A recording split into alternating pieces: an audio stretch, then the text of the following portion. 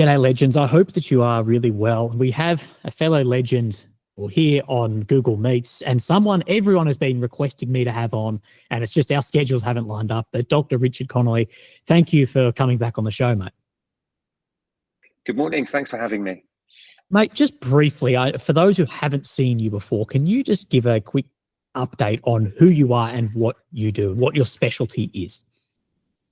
Yes, so my background is I was an academic that worked on the Russian economy for most of my career. So I was an academic at the University of Birmingham at the Centre for Russian and Eurasian Studies, where I was the director between 2015 and 2020. I'd worked there for 10 years before, so I spent a lot of time teaching a course on the Soviet and Russian economy to economics students.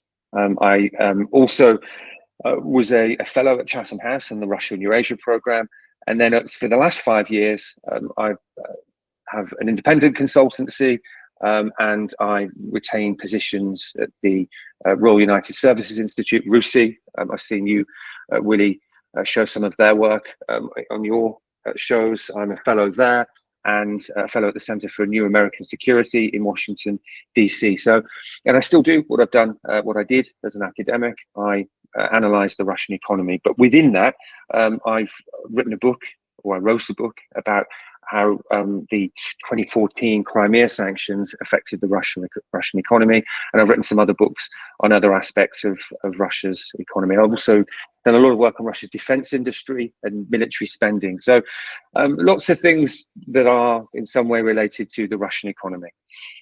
And can you give us a brief idea? You and I just spoke about this off camera, but at what level of sort of temperature is the Russian economy at the moment? Because I think a lot of people believe that it is totally redlining, defense spending, military spending is just out of control.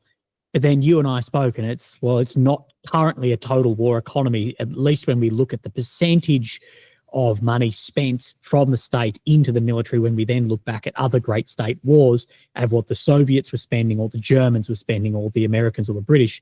Can you just give us an idea around that, just to debunk some of the myths that sit around this? Yes, I think there are two parts to your question there. One relating to the extent to which Russia has now a war economy, and the other one, which is a bit more short term, which is what's the current state of it. So if we take the first one, and I've discussed this with you on our previous two meetings. We look at the degree to which Russia has a wartime economy. I think that has often been overstated. Now, of course, just to take a simple figure, if we look at before the war, Russia was probably spending in the region of about 4% of GDP on military spending. And in this year, it's spending probably in the region of 7 to 8% of GDP. That's a lot, right? It's an appreciable increase. You'd expect that given the scale and intensity of the war that it's fighting in Ukraine, hundreds of thousands of personnel engaged, all sorts of munitions employed daily. So you would expect to see an increase. However, if, as you suggest we do there, we take a step back and look at that in historical perspective, total war economies, you tend to see states spending in the region of 25 to 50% of GDP on the military. So the Soviet Union during World War II was spending in the region about half of its national output on the war. That is a total war. Nazi Germany, for those who may have read Adam Tooze's The Wages of Destruction, may have been spending in the region of 20 to 30%. And that's when it was fully mobilized in about 1943, 1944. It took Nazi Germany a while to fully mobilize. Even the Great Britain and the United States in World War II were spending maybe 15 to 20% of GDP, depending on which country we're looking at, on the war effort. So those countries in World War II were orders of magnitude greater than Russia today in terms of the extent to which they were prioritizing military spending. So I think that's a point worth making. Russia is fighting a very intense war, but it's still doing so at levels that are well below what I would consider to be a total war economy. 7 or 8% of GDP is much higher than NATO countries who aren't at this point fighting an explicit open war, they're allocating a small proportion of their defense budgets to supporting Ukraine. So hence they can continue on at 2-3% of GDP. So that's answering your first question in relation to whether or not it's a war economy. And the second one is maybe in relation to how's it doing at the moment. We spoke a few months ago, and I think when we spoke then, I said the Russian economy had been slowing down. If you remember, it had recorded much higher than expected growth rates in both 2023 and 2024, over 4% in each of those years. And things have slowed significantly. And that slowdown started nearly a year ago, at the end of 2024. So in the interest of keeping things reasonably brief, I think it's worth, you could summarize it, the state at the moment, as not great, certainly not as good as it had been when it was growing at over 4%, but also not terrible, right? It looks as though this year, with the growth rate slowing down for reasons that we've discussed, and I can discuss further today, it looks at the moment as though it might grow in 2025 at around about 1%. So that's lower than that 4% that we've seen over the previous 2 years. However, that's not a recession, and it's certainly not a sharp recession. It's still growing, albeit at a much slower rate than it had done before. So this is far from a collapse. It's far from something that I would consider to be politically decisive. It's not likely to be anything that's going to change the calculus of the decision makers in the Kremlin. And in fact, growing at around about 1%, that was the average for Russia for the decade before the war began. So if you look at from 2014 to 2021, the annual average growth rate for Russia was just under 1%. And this was a time when it was engaged in this growing confrontation with the West, when the West had imposed sanctions following the annexation of Crimea in 2014. And Russia didn't budge from its course then. It was spending more on its military. It was preparing itself for a confrontation. It was preparing itself for more sanctions, and it performed in a relatively resilient way since 2022. So, I still think we're a long way off the indicators being read, as you suggest, in a way that would force Putin and other senior officials in Russia to think, can we maintain the war at this level? Should we engage in negotiations with the West? They've still got a lot of reserves that they can draw down on, financial, that they haven't tapped yet. Again, we can go into that in more detail if you like. But I still don't see any reason to think that a slowing economy is likely to have the political effects that I think some people would hope that it would. Well, I think there was a Times article the other day about the hourglass of the war, which is Ukraine attrition militarily, Russia attriting economically. And I more assess on the military side of attrition, as that's, I guess, where my wheelhouse sits.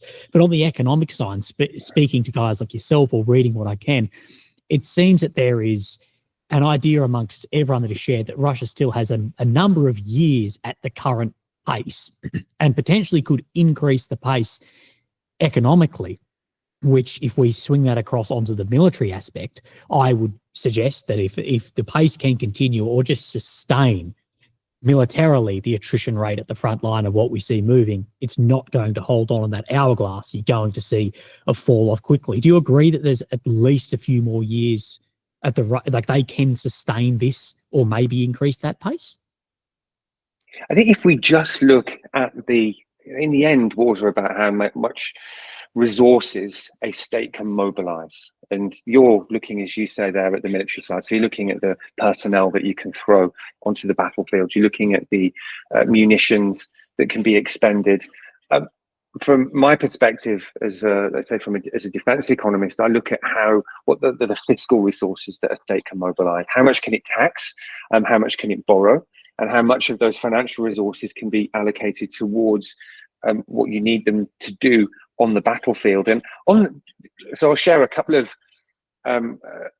facts or figures with you on the fiscal side. So Russia's been fighting this war now for over 3.5 years. It's been a lot more intense and a lot more prolonged probably than they anticipated in those early days. Despite having and I've mentioned they've gone from spending 4% of GDP on the military to around about 7 or 8. If you look at the fiscal side and look at how that's affected state expenditure, they went from before the war running very small budget surpluses most years, right? In stark contrast to Western economies, which tend to run deficits every year. I know you're on the other side of the world, but if you've been watching the news lately and the latest French government to fall, one of the reasons I live in Geneva, so I follow the French news a bit more closely than I used to, but one of the reasons the last government fell was because the prime minister was struggling to push a bill through the French parliament that would bring the French deficit down for 2025 from 7% of GDP to 6%, right? Hold that figure, right? That's the struggle that the French government has had over the course of the last few months, bringing a deficit down. They're not fighting a full-scale war. This is just because, you know, annual expenditure outstrips their tax receipts. So they're struggling, and they've got rid of this prime minister, and there's a new one coming in, and he's going to struggle with exactly the same problem, reducing your deficit from 7 to 6. Look at Russia. So it goes from having modest surpluses before 2022. It would only swing into deficit whenever the oil price collapsed, like it did in 2015 until 2009, or as it did during the pandemic, when the government needs to do that. So in macroeconomic terms, that's called maintaining a counter-cyclical fiscal policy, right? When the economy is growing, you save, you have a surplus. When the economy goes into a downturn, you spend more to prop up the economy. That's what Russia did. That changes in the war because it then starts to run deficits, because it's having to mobilize all of these extra financial resources to increase, you know, this military spending from 4% of GDP up to 8%. But in doing that, they've only been running deficits of between 1 to 2% of GDP. 1 to 2% of GDP is tiny compared to European economies. It's tiny compared to the United States. Now, Russia doesn't have the luxury, like the United States, of having the world's reserve currency. So the United States, of course, can run up bills that no other country can for the moment. But nevertheless, I think it's instructive that a country that's fighting a war on this scale is doing so whilst running such a small budget deficit. So a budget deficit is your annual difference between expenditure and tax receipts, right? And as I say, so it's nowhere near what France is doing, struggling with its 6 or 7% GDP deficits every year, even though it's not fighting the war. Russia is fighting the war. It's only 1 to 2. So this year, with the slowdown, and you'll have read probably in the news, seen some articles where people are saying Russia's budget deficit is larger than it had planned to be. And that's true. The budget law had anticipated this year, the original budget law that was passed last year, that their budget deficit will be 0.5% of GDP. It looks like it's going to be close to 3%, right? 3%, again, a lot different to France's 6 or 7% in peacetime. So 3%. That is a flow. That's an annual figure that I'm citing there. Another one is to look at Russia's stock of debt, right? So it's total public state debt. Now, again, before the war, Russia had one of the, if not the lowest state to debt GDP ratios in the G20 economies. The G20 economies are the 20 largest economies in the world. Russia at PPP, purchasing power parity, is the 4th largest economy in the world. At market exchange rates, it's top 10, maybe 9th or 10th. So it's in that group. And it's got the lowest it had before the war started, the lowest state debt to GDP ratio. I think it was, depending on how you measure it, it was about 17% in 2021. That was after the pandemic. And they borrowed to get through the pandemic. Today, Willie, it's 15. It's gone down over the course of the war. So very often, if we look at, consult history books, we look at countries that have engaged in total war or even very large wars like the United States during the Vietnam War. What you see is their debt to GDP ratios rise, right? They borrow more money to throw at the military, to throw at the war. And what we've seen with Russia is, in fact, the debt to GDP ratio has gone down. Now, you might think to yourself, logically, how come it's going down if every year the deficit is 2 or 3%? Well, the growth rate's been 4%. The economy's been growing faster than the deficit that they've been trying to cover. So as a result, their overall sort of, credit card stock of debt has actually edged down over the course of the war rather than gone up. Again, stepping back and trying to look at this in historic comparison, countries that fight big, big wars but see their deaths go down, not up, are actually quite rare. So this I think highlights really for me, as working as I do on the Russian economy and looking at defense economies, a really interesting characteristic of Russia during this war is that it's managed to pull all of these these levers, mobilize more financial resources, mobilize more human and industrial resources, and yet find itself in a position where the state owes less money rather than more. And I think that's a remarkable feature, and again, not something that you'll see spoken about a great deal. Which then brings us to the thinking about its ability to sustain this 2, 3, 4 years, right? I mean, if your debts, I would start turning the hourglass and start thinking about, well, it might start to run out soon. As soon as we start seeing its debt level start edging upwards, right? Maybe that'll happen this year if the budget deficit is higher than the rate of growth, which it looks like it will be. But I'd say that's probably going to need to happen for some years, not one, not two. We see a lot of analysts at the moment saying, well, it's not desperate. They'll be able to continue for at least another 2 or 3 years. I'd say at least. The likelihood is as long as they avoid a really sharp recession, a big recession, 5-10% in 1 year, I would say we're looking at much longer than 2 or 3 years, at least 5 years. From a fiscal point of view, right? So just from can the state afford to mobilize financial resources? And I'll just finish another one on this point. What I've made, the point I'm making here is these budget deficits are a lot smaller than many other states that fight big wars, and in fact, states today that aren't even fighting wars. Its state debt to GDP ratio has gone down. And then the third point, and I've made this before when we've spoken, is there are still big piles of cash in the Russian economy that the Russian state can mobilize if it wants to. It's oil and gas, and more importantly, its state-owned banks have made trillions of rubles, so tens or hundreds of billions of dollars in profits over the last 3.5 years that are still sitting on their balance sheets. And the Russian Ministry of Finance hasn't done this yet, although the government's now starting to talk about increasing taxes. But they could, if they wish, either tap those state-owned enterprises to pay bigger dividends. They have been paying some dividends, but they could increase their dividend payments, which would reduce their profits, but would mean more money for the state. That's one thing. Or they could force those state-owned banks, which dominate the Russian financial system, to buy Russian bonds. That's happened a little bit at the end of last year, but they could do that on a larger scale. So the fact that they haven't done this so far shows that there are still some really big measures that could be taken if they start to get desperate, and I think they're a long way off that, in order to fund the war. Yes, the big one I was looking at the other day, and you'll know, of course, far more than I, was in the amount of gold that Russia holds, and gold hitting all-time highs recently, and them investing massive amounts of money over the past decade in all these gold reserves. It's hitting all-time highs, and the ability to tap in to this. But the bit I know we're very short on time today. The bit I really wanted to go over was these drone strikes. So Ukraine is having a massive strategic drone strike campaign against Russian oil and gas facilities, both from refining to pipelines to storage. And this is being heralded as Ukraine's next wonder war, which it was Leopard tanks, it was F-16s, it was the Russian economy, and now it's back to fuel. What do you make of when you see these refineries getting struck and areas in from 15 to 25% potentially of capacity being temporarily or some permanently taken out of the economy?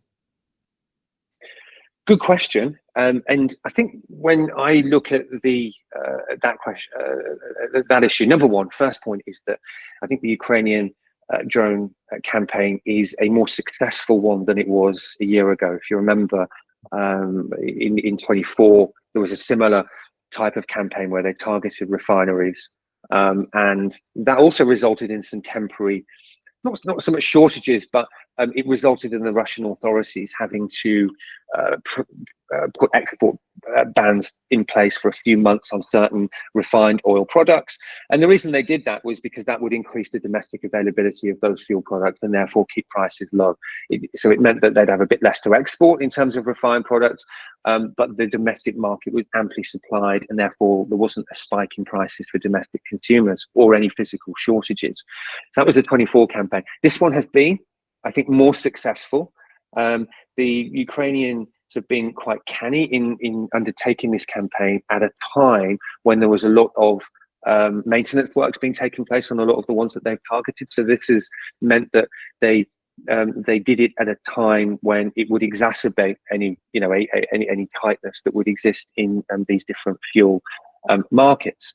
So we look at the scale when all the farmers were harvesting, if I understand correctly too, that it's a massive, it's holiday season, so it's in summertime, so a lot of people are traveling, driving around, of course, and then farmers are harvesting, and tractors and all harvesting equipment, massive amounts of diesel, so the demand is high as well. Correct. So it was during a time of tight supply, maintenance works taking place, and a time of rising or peak demand in the year, as you say. This is a time when, as in a lot of countries where Russia overall uses a lot more of these fuels. So it was a good time to do it. Well, if you go back to the previous campaign in 24, it took place in, I think, spring 24, late winter, early spring. So this one takes place in the height of the summer. So that is another point. It's had greater effect. This figure of 15 to 20%, I think, refers more to, if you were to say, here's the proportion of refinery capacity, and one's been affected. Let's say this one, refines X amount of 1,000 tons in a given year, and then you take that as all of it being affected. In practice, some of only a fraction of capacity at those refineries that have been hit will be taken out. It depends on where the strikes have taken place as to how effective they've been. But I do think that the general observation is they've been more successful than the previous campaign. And then comes if we think of the effects, that's been most felt in petrol rather than diesel. There haven't been any shortages of diesel. Diesel is what is used by the Russian military almost entirely. And as you said, there are tractors, etc. Petrol, which has other uses, has been the one where you've seen more evidence of some of these localized shortages and where the prices have spiked and the government's had to intervene. What does the Russian government have available to mitigate that? Well, number one, it's got enormous refinery capacity, right? I mean, the gap between its refinery capacity and what it uses domestically is enormous, because that was what it would have, and that gap, that surplus, is what it was used for, was available for exports. So what they always do whenever it gets to a point where there is a tightness of any refined product is just say, we'll export less of this, and to try and keep the domestic market supplied. If, as has happened with some of the petrol products, that market then it becomes tighter, they have options available. One, as they've resorted to, is they import more from Belarus. Belarus has got enormous refinery capacity that lives off Russian crude, and so they've increased imports of that. And we have seen these interventions where they're putting in place price controls.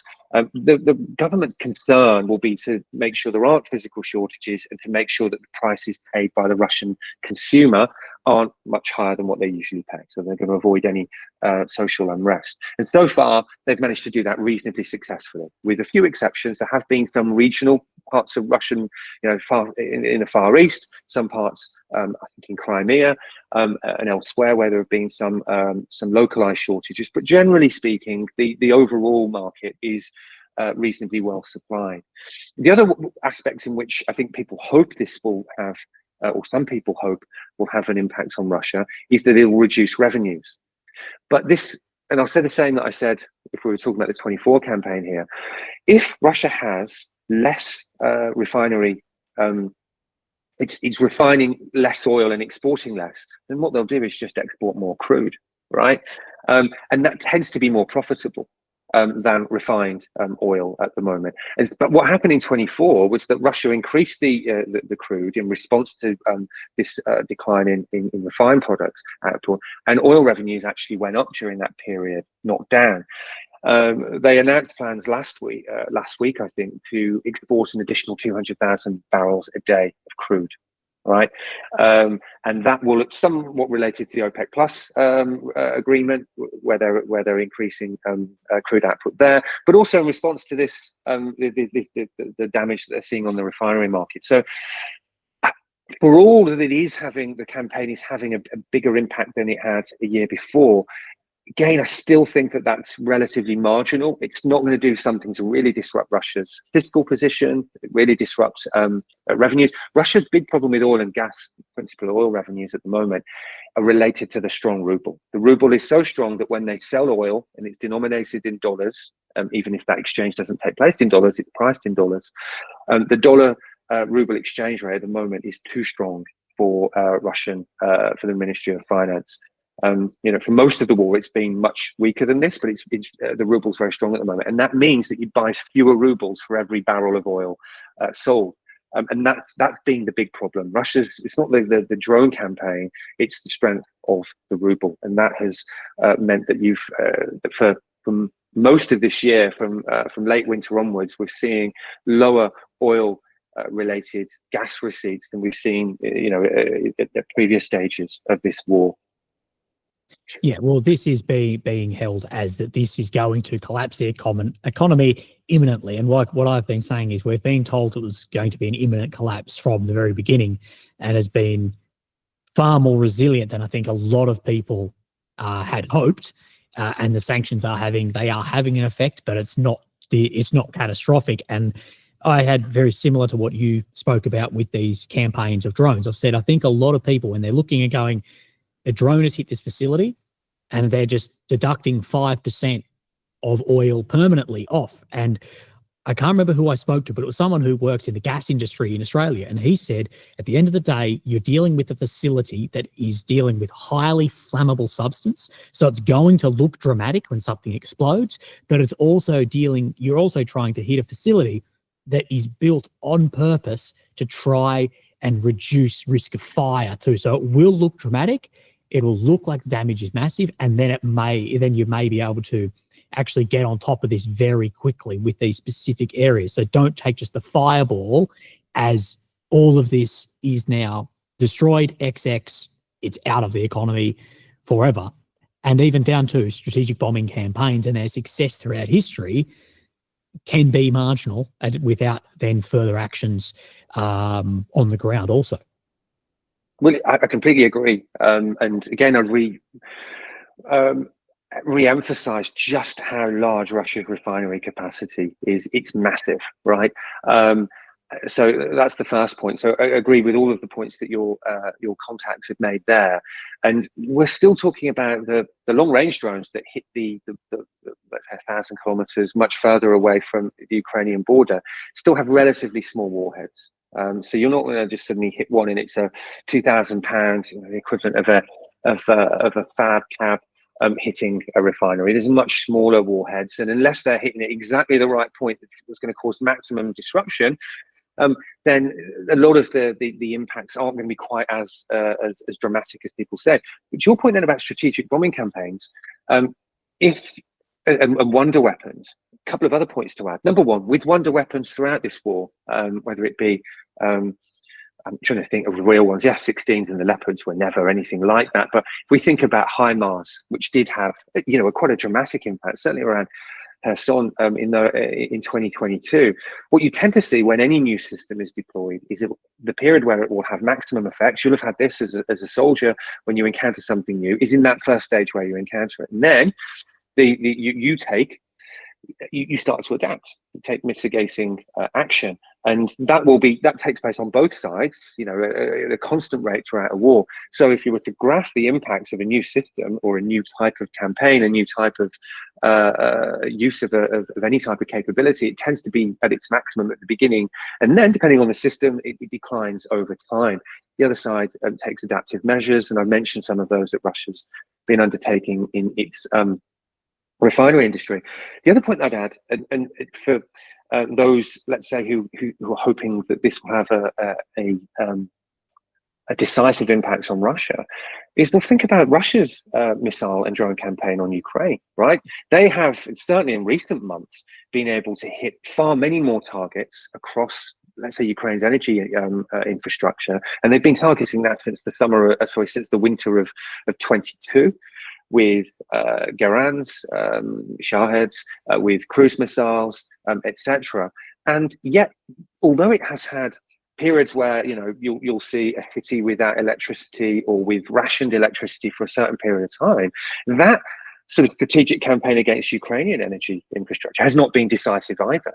And Ukraine has got much smaller energy infrastructure relative to Russia's capacity. I mean, Russia is an energy superpower, not just in terms of its reserves under the ground, but also in terms of its whole infrastructure. So, yeah, if Russia's campaign, which has been much larger in proportionate terms on Ukraine, hasn't brought Ukraine to the table yet, I find it difficult to see how Ukraine's much smaller one against a much larger adversary is going to have a similar impact.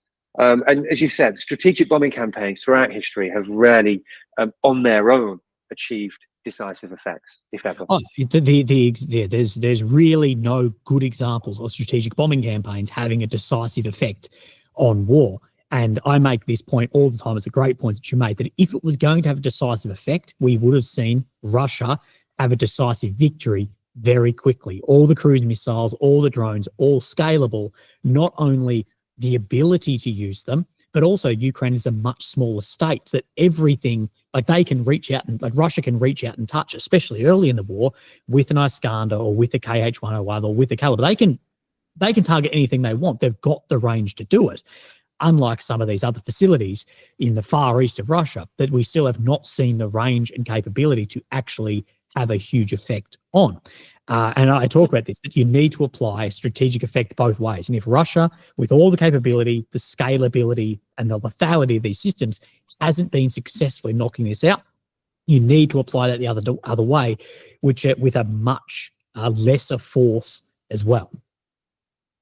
Completely agree. You know, if you think about strategic bombing campaigns, just to take again another historic example, and we look at tons of ordnance dropped on an adversary. We look at World War II, the strategic bombing campaign on Germany. It was presumably, I don't know the figure, but it would have been enormous. They laid waste to whole cities. Vietnam War, you know, the B-52 campaign on North Vietnam. Again, enormous amounts of ordnance dropped on an adversary. To a lesser extent, it was seen as a more surgical back in '99 in Kosovo. In all of those, including Kosovo, which was much smaller, I would suggest that the volume of ordnance dropped by one side on the other was orders of magnitude, orders just many multiples greater than what Ukraine's able to put onto Russia. And in fact, even Russia on Ukraine, because what we're looking at are relatively smaller warheads. You know, the Garand is what, 50 kilos, 100 kilos. These Ukrainian drones, again, we're looking at measuring kilos of tons of TNT, you know, explosive, whatever they're using, in much smaller than, you know, whole sort of B-52s or you know, super fortresses in World War II.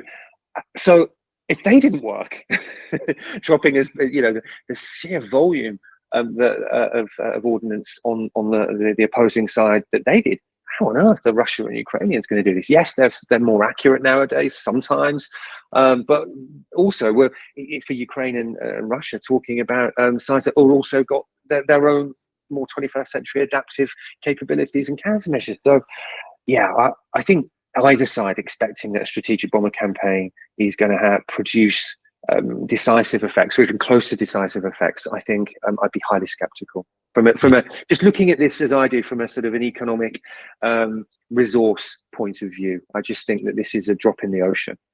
Yes, especially being at the end of the day, the fundamentals of a ground war, tactics lead to operational victories. Operational victories lead into strategy. Strategy ends up influencing politics. And my biggest criticism at the moment is that Ukraine is just solely focused in strategic level drones and missile strikes, rather than having that complement tactical battlefield operational victories and resource at the front. Also, that's more from a military critique, but it needs to be a holistic view from politics through to just a guy on the back end of a machine gun, rather than heavily weighted one way or another, that is still in a ground war where the fundamentals of war haven't changed.